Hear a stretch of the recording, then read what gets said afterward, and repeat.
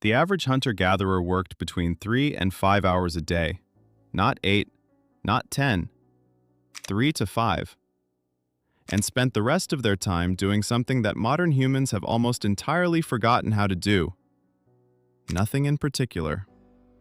This is real, not a guess. This is not romanticization.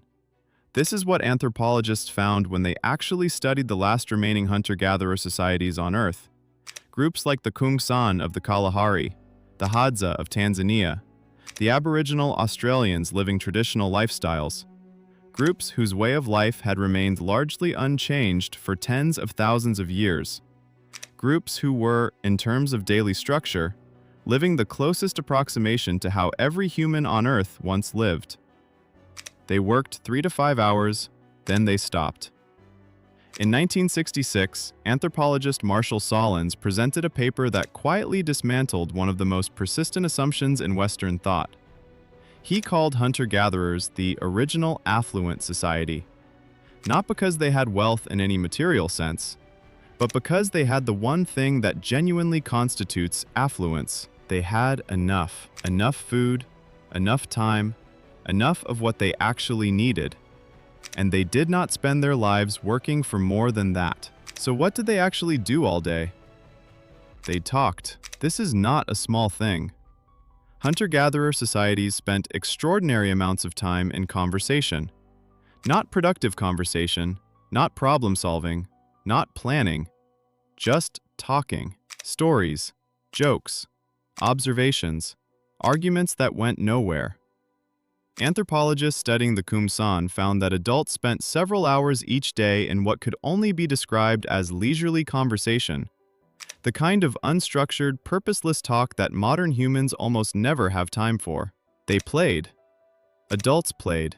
Games, music, dancing, activities with no outcome and no point beyond the activity itself. The distinction between work and play that structures every modern human day did not exist in the same way. Things were done because they needed doing, or because they were enjoyable. The idea that time not spent producing something was time wasted, that idea had not been invented yet. They slept more than you do.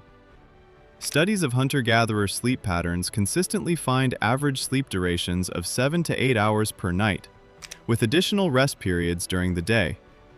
Not because they were lazy, because that is what human bodies actually need when they are not being overridden by artificial light and schedule pressure.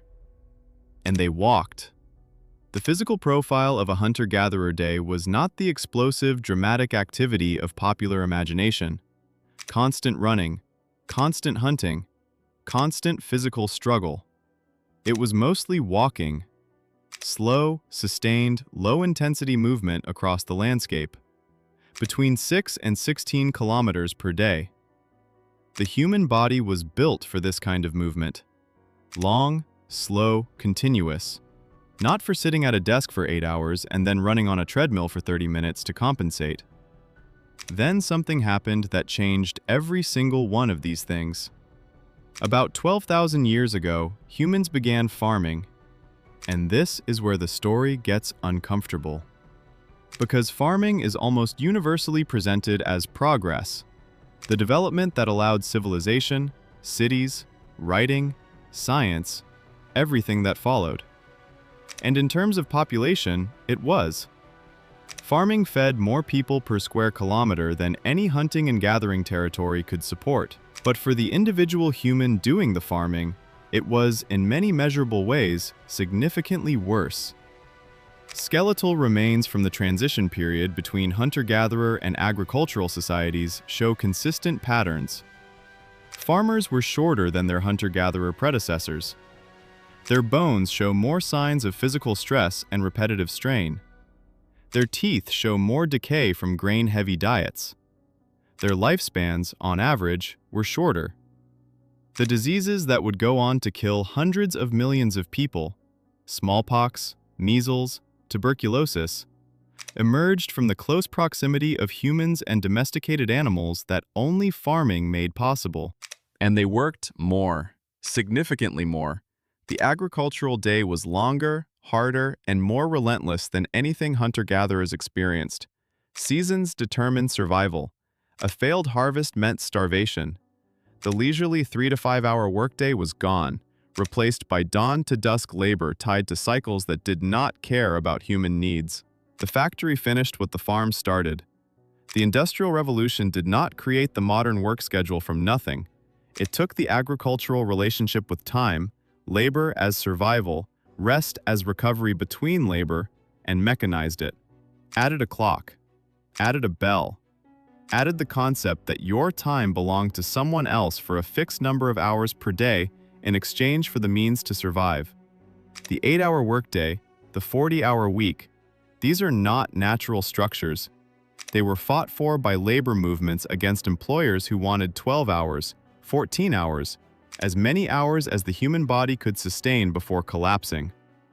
The schedule you follow today, the alarm, the commute, the hours, the lunch break at a specific time, the end of the day at a specific time, is the product of about 200 years of industrial history imposed on a body that spent 300,000 years operating on a completely different rhythm. You check the time dozens of times per day. You schedule your meals. You feel guilty for resting when there is still work to do. You measure your days in productivity. No hunter-gatherer in human history did any of these things. They worked 3 to 5 hours. They talked. They played.